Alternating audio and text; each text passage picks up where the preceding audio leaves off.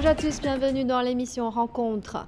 Récemment, le Forum sur la gouvernance mondiale des droits de l'homme s'est tenu à Beijing. Plus de 300 invités issus d'une centaine de pays et d'organisations internationales ont participé à l'événement. 30 ans après l'adoption de la déclaration et du programme d'action de Vienne, quel type de coopération internationale est nécessaire pour mieux protéger les droits de l'homme? Aujourd'hui, nous avons le plaisir d'en discuter avec deux invités qui ont participé à ce forum. D'abord, Madame Tamara Kunanayakam, ancienne diplomate sri-lankaise et ancienne présidente rapporteuse du groupe de travail de l'ONU sur le droit au développement. Bonjour. Bonjour. Et puis, Monsieur Jean-Pierre Page, ancien dirigeant syndical et responsable du département international de la Confédération générale du travail de France, auteur de plusieurs articles et livres sur la crise du syndicalisme, la Chine et le tournant géopolitique mondial. Bonjour. Bonjour. Bienvenue dans notre émission. Alors, vous avez tous les deux participé à ce forum. Que pensez-vous de cet événement ? Madame Kunanayakam.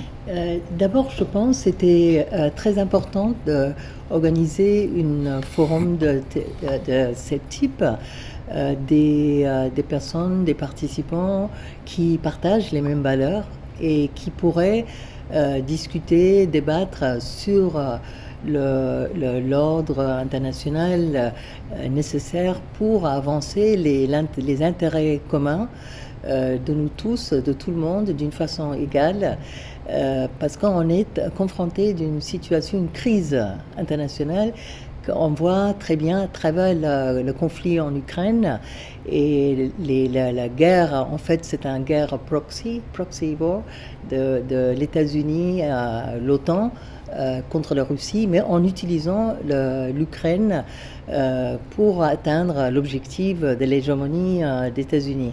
Alors, il y a une violation très grave de la sécurité mondiale et la paix mondiale qui est la base, la précondition de réalisation des droits de l'homme et le droit de développement, droit de l'homme qui contient aussi le droit au développement, la démocratie et la paix. Alors, c'était très urgent d'avoir cet forum à ce moment-là pour clarifier les concepts, parce que les sens que donnent les États-Unis, qui est l'hégémonie mondiale depuis le démembrement de l'Union soviétique, et les autres pays, des pays en voie de développement comme le nôtre, on vient de deux côtés de barrières. Alors, il y a l'hégémonie qui eux, ils interprètent la notion de droit de l'homme, la notion de démocratie, la notion de coopération est très différente des nôtres. Alors c'est pourquoi on est toujours aussi en conflit. Il faut qu'on se mette d'accord sur ces concepts. Aujourd'hui, si ces concepts que les États-Unis cherchent à imposer sur le concept unilatéral par rapport au multilatéralisme, qu'il impose sur le monde, c'est parce qu'il a le rapport de force en sa faveur. Alors comment on peut s'organiser pour pouvoir imposer nos concepts à nous, qui est des concepts qui est basés sur la Charte des Nations Unies? Le président chinois Xi Jinping a envoyé une lettre de félicitations au forum. Il a mentionné que la gouvernance mondiale des droits de l'homme est confrontée à de graves défis. Monsieur Page, comment décririez-vous la situation internationale actuelle? La situation internationale est extrêmement dangereuse. Bon, le monde a changé considérablement. Les enjeux et les défis auxquels l'humanité sont confrontés, auxquels nous devons faire face aujourd'hui, sont tout à fait considérables. Et je dirais, il y a autant de risques que d'opportunités, c'est-à-dire il y a des risques de conflits, y compris de conflits nucléaires, de conflits entre les États-Unis et la Russie. Nous l'avons en Europe, mais nous pouvons l'avoir demain en Asie, face à la Chine. Tout le monde comprend bien que de tels conflits prendraient immédiatement des dimensions internationales, avec des conséquences qui pourraient déboucher tout simplement, si je peux dire, sur la fin de l'humanité. Bon. Ça, c'est Ce sont les risques auxquels nous sommes confrontés. Il y a donc besoin de mobiliser les énergies, de mobiliser les peuples, les États, de façon responsable pour créer un rapport de force en faveur de la paix. Alors j'ai dit des risques et des opportunités. Des opportunités parce que je pense que dans le même temps, nous assistons à un changement de paradigme, c'est-à-dire un changement de situation comme on n'a jamais vu. Le président Xi Jinping dit lui-même, on n'a pas vu ça depuis un siècle. Ce changement, il est caractérisé par l'aspiration d'un grand nombre de pays, en particulier des pays en voie de développement, qui considèrent que vivre sous la tutelle politique, sous la tutelle monétaire, sous la tutelle économique des pays occidentaux et tout particulièrement des États-Unis, c'est devenu quelque chose incompatible avec leurs besoins de développement, leurs besoins d'infrastructures, leurs besoins tout simplement de répondre aux attentes de leur peuple. Et donc, beaucoup de ces pays, de ces nations, de ces États sont à la recherche d'alternatives. Et je constate, et je pense que le forum, d'une certaine manière, en a été l'illustration. Je constate qu'un grand pays comme le vôtre, comme la Chine, joue en ce domaine un rôle tout à fait déterminant, positif, responsable, pour justement montrer qu'on peut sortir de cet archaïsme qui a caractérisé les relations internationales au temps de la guerre froide et qui se prolonge aujourd'hui à travers la prétention des États-Unis de jouer un rôle de leader au mépris non seulement des besoins des peuples et des nations, mais au mépris de la souveraineté des États par l'usage de mesures coercitives, de sanctions. Tout cela doit appartenir, devrait appartenir au passé. Et je pense que ce sentiment est de plus en plus partagé et on le voit à travers de nombreux événements très caractéristiques. Je pense que de nouvelles alliances, en quelque sorte, sur d'autres bases que celles qui avaient prévalu jusqu'à présent, ou qui prévalent encore, d'une certaine manière, sont en train de s'organiser. Alors on appelle ça des alliances anti-hégémoniques, c'est-à-dire des alliances qui fondamentalement contestent l'idée même qu'il pourrait y avoir un leader mondial auquel il faudrait se soumettre. Donc je pense que le rôle, par exemple, joué par ce que l'on appelle les BRICS, cette alliance entre ces pays comme le Brésil, l'Afrique du Sud, la Russie, l'Inde et la Chine, joue un rôle tout à fait positif dans l'accélération de ces changements et qui permettent donc d'envisager, en même temps que les risques, envisager des opportunités qui pourraient nous permettre de sortir de cette fuite en avant pour laquelle nous invitent les pays occidentaux et les États-Unis qui, par ailleurs, comme vous le savez, sont aujourd'hui des pays en déclin. Voilà. Dans sa lettre, le président chinois a mentionné plusieurs initiatives qu'il avait proposées. L'initiative pour le développement mondial, l'initiative pour la sécurité mondiale et l'initiative pour la civilisation mondiale. Madame Kunanayakam, que pensez-vous de ces initiatives et solutions présentées par la Chine pour faire face aux défis du monde actuel ? La Chine, un grand pays, mais qui est aussi un pays en voie de développement, c'est-à-dire on identifie en Afrique, en Asie et Amérique latine aussi, on s'identifie avec la Chine. Les intérêts de Chine, c'est aussi les nôtres. Alors que la Chine, on a développé beaucoup de coopération, c'est historique, c'est pas nouveau. Et jamais la Chine a cherché à s'imposer ses idées, ses valeurs sur nos pays. On a toujours eu des relations avec la Chine de respect mutuel et une vraie coopération, jamais une tentative d'interférer ou ingérer dans les pays. Alors c'est pour ça la Chine a une grande crédibilité. Quand il y a des propositions faites par le président Xi Jinping, tout le monde l'écoute. Et spécialement dans l'état actuel des choses, quand les pays des pays comme les miens ou beaucoup de pays de tiers-monde sont sous énorme pression des hégémones américains, qu'on on cherche aussi des alternatives, mais on n'ose pas faire des propositions parce qu'il y a beaucoup de pression du fait qu'on est toujours dépendant de l'économie occidentale et on est toujours dans un monde qui a une division de travail qui était toujours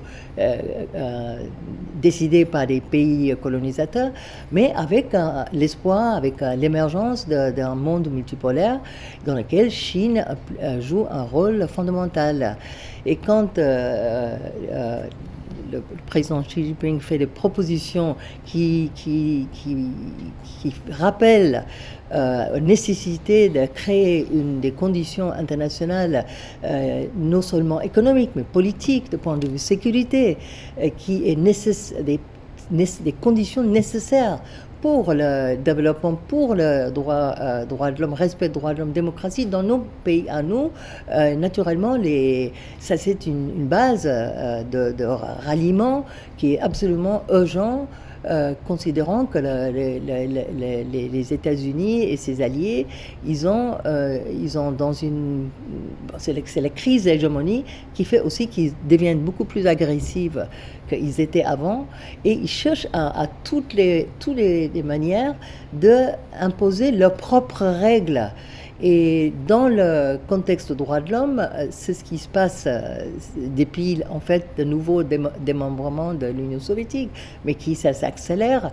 Les États-Unis, avec ses alliés occidentaux, ils sont en train de formuler et imposer des nouvelles règles, c'est-à-dire des règles basées sur l'unilatéralisme et sur l'exceptionnalisme américain, au lieu des chartes des Nations Unies. Et dans le contexte des droits de l'homme, il y a la fameuse responsabilité à protéger, cette nouvelle norme selon laquelle les États-Unis et les pays occidentaux considèrent que si les pays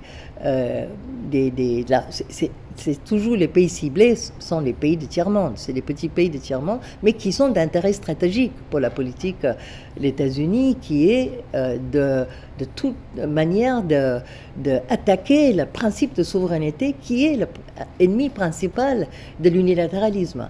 Alors la responsabilité à protéger, le pilier principal de cette notion, c'est que si un pays n'est pas capable de protéger les droits de l'homme de ses propres citoyens et ou ne veulent pas le protéger, soi-disant communauté internationale, par ça ils veulent dire les États-Unis avec ses alliés, ont le droit d'intervenir pour prendre en charge ces pays, c'est-à-dire les prendre sous tutelle. On parle même de prendre des pays en tutelle pour qu'eux, ils puissent protéger ces droits de ces peuples. Alors c'est-à-dire on revient à une récolonisation de nos pays.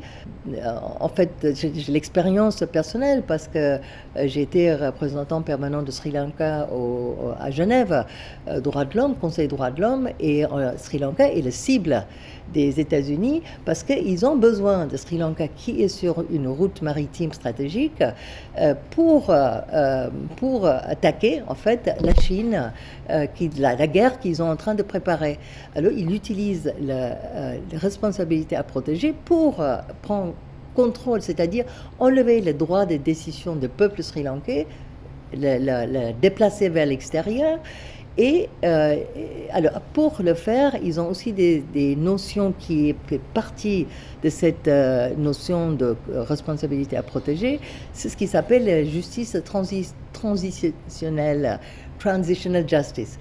À travers cet concept, il impose sur, par exemple, Sri Lanka, dans ce cas, des réformes fondamentales des institutions politiques, économiques, défense, la sécurité, les banques centrales, c'est-à-dire aussi la politique monétaire, la politique fiscale, soit réformée d'une telle façon que les décisions se déplacent vers les États-Unis. Et ça, c'est une autre notion qu'ils ont développée, qui est englobée par les responsabilités à protéger, c'est l'idée de juridiction universelle que les régions africaines, ils ont rejetée.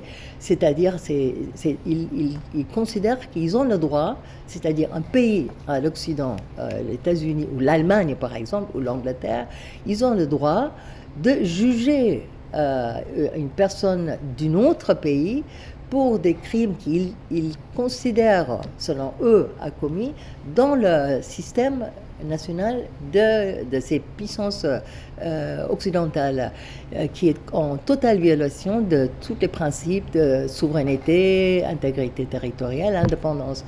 Alors on est dans un processus de recolonisation, et c'est important qu'on a une telle initiative prise par la Chine et son dirigeant Xi Jinping, d'une telle initiative qui est très urgente.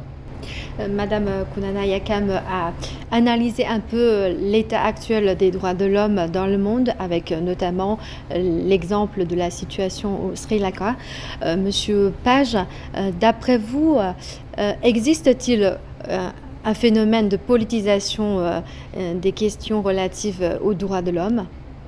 Oui, absolument, c'est bien ça le problème d'ailleurs. Il y a une politisation et même pire que ça, on pourrait dire une idéologisation des droits de l'homme par les États-Unis, qui considèrent qu'il existe une seule façon de considérer la démocratie, les droits de l'homme comme la leur. C'est-à-dire on n'offre aucune sorte d'alternative.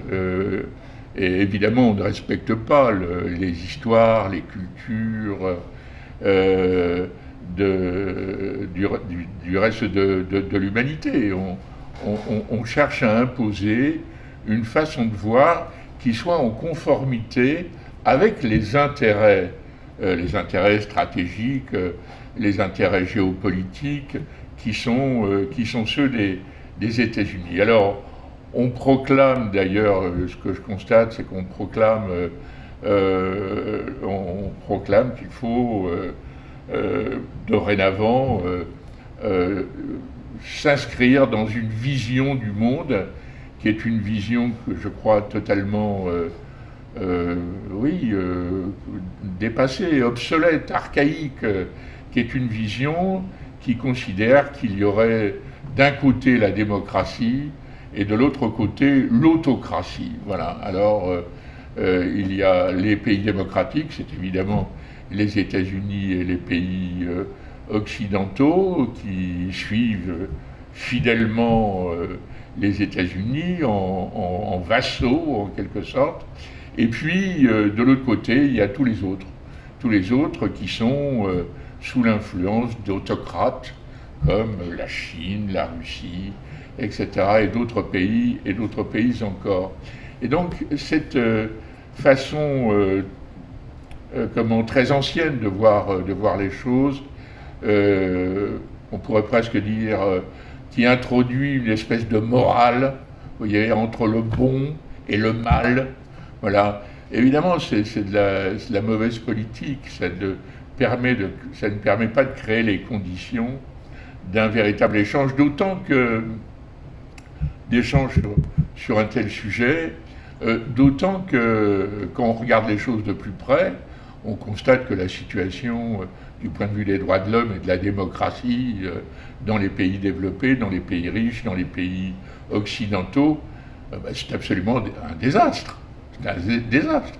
Moi, je connais le pays que je connais le mieux, c'est le mien, c'est la France, mais moins de 50% des gens participent aux consultations électorales.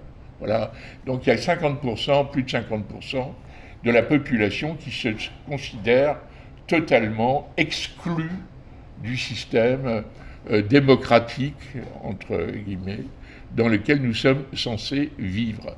Alors oui, c'est une situation assez désastreuse qui, à mon avis, conteste totalement sur le fond le fait que les pays occidentaux puissent vouloir prétendre faire la leçon au monde entier en matière de droits de l'homme, en matière de démocratie.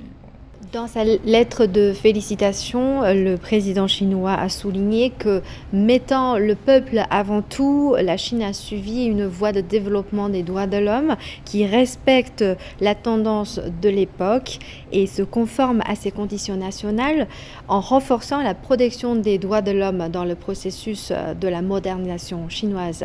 Madame Kunanayakam, que pensez-vous de ces propos et quelles sont vos observations sur l'état des droits de l'homme en Chine?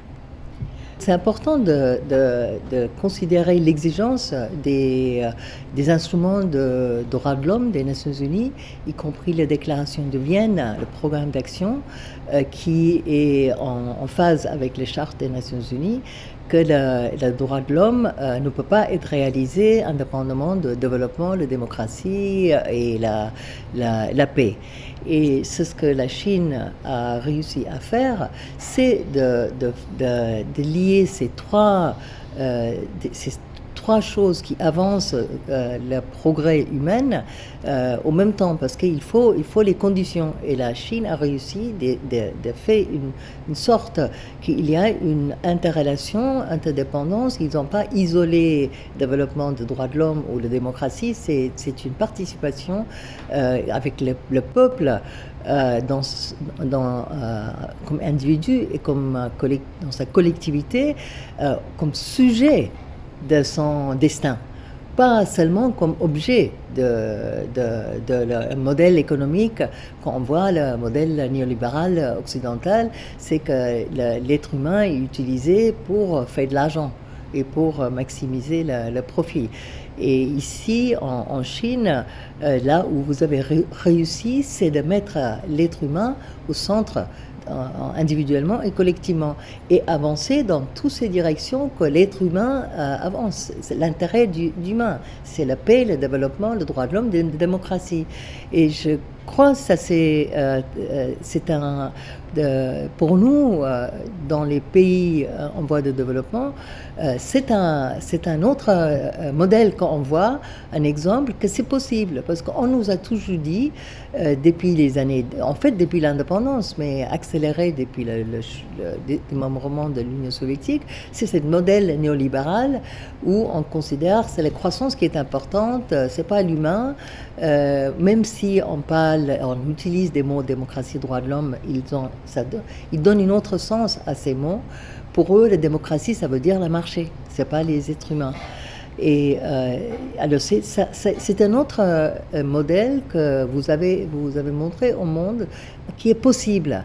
Alors ça nous donne l'espoir, et c'est aussi une raison pourquoi la Chine doit être combattue, parce que c'est un exemple dangereux pour le reste du monde, parce que ça veut dire qu'on va choisir autre chose, qu'on va choisir notre propre chemin, comme a fait la Chine, et on peut se mettre ensemble et s'aider, s'exprimer de solidarité au niveau international pour avancer dans cette direction qui est l'opposé de ce qu'ils cherchent les États-Unis avec son modèle unilatéral.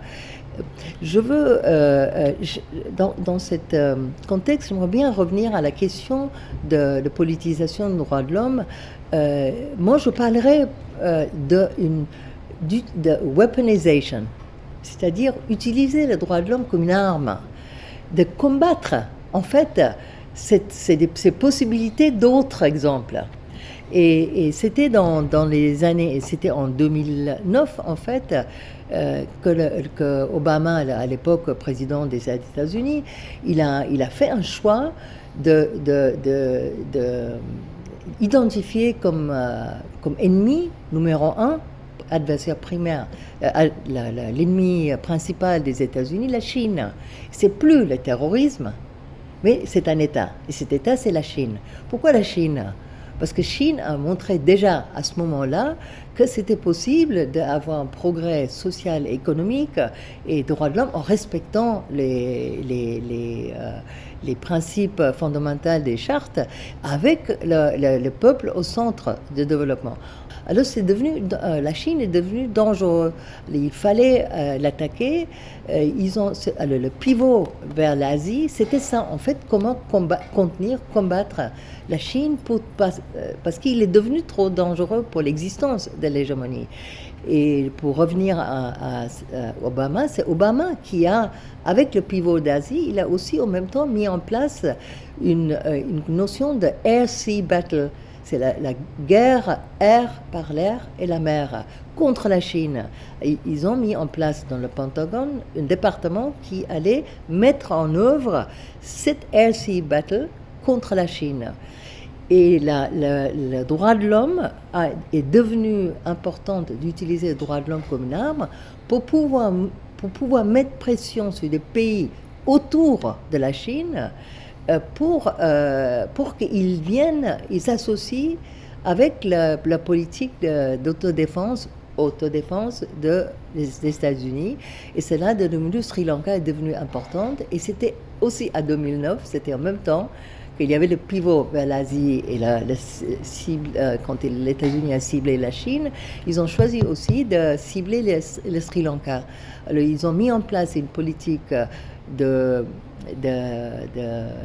une stratégie qui était de transformer les institutions politiques et économiques sri-lankais pour que les États-Unis pouvaient contrôler les décisions prises dans le pays et d'imposer des accords de défense. J'aimerais bien faire un commentaire parce que c'est très significatif. Quand les États-Unis parlent de self-defense, l'autodéfense, pour les États-Unis, c'est pas pour nous, l'autodéfense, c'est à l'intérieur de nos territoires. On va défendre nos territoires. Comme la Chine, ça défend son territoire. Et nous, au Sri Lanka, on défend notre territoire. On ne va pas dans un autre pays ou autre bout du monde pour défendre notre territoire. Pour les États-Unis, la stratégie d'autodéfense implique des territoires d'autres pays parce qu'ils considèrent que leur territoire, c'est aussi ailleurs, loin d'eux. Et plus concrètement aussi, ça m'a beaucoup étonné. J'étais à Abu Dhabi, on devait aller pour un meeting, une réunion des Nations Unies à New York, et à la frontière, déjà à Abu Dhabi, je devais passer la frontière américaine. Et de l'autre côté, à New York, j'arrive dans l'aéroport domestique. C'est-à-dire, à Abu Dhabi, déjà, je suis entrée dans le territoire américain. Et quand à Abu Dhabi, j'ai posé la question à l'immigration, l'officier américain, à l'immigration, je lui ai demandé, mais comment ça se fait que vous êtes ici à Abu Dhabi ? Il a dit, c'est normal, on a des accords avec 20 pays africains et on a déjà nos frontières dans ces 20 pays. Alors c'est pour montrer que pour les États-Unis, ces frontières ne sont pas les États-Unis, autour des États-Unis, mais aussi loin, dans l'autre bout du monde. Alors le droit de l'homme est devenu une importante arme pour mettre pression sur ces pays, pour s'allier avec les États-Unis. Et je peux vous dire qu'avec le Sri Lanka, peut-être ils ont réussi. Merci, je vous remercie d'avoir participé à cette émission et d'avoir partagé vos points de vue à ce sujet. Merci à vous. Merci. Voilà, c'est la fin de cette émission Rencontre. Merci de nous avoir suivis. À la prochaine.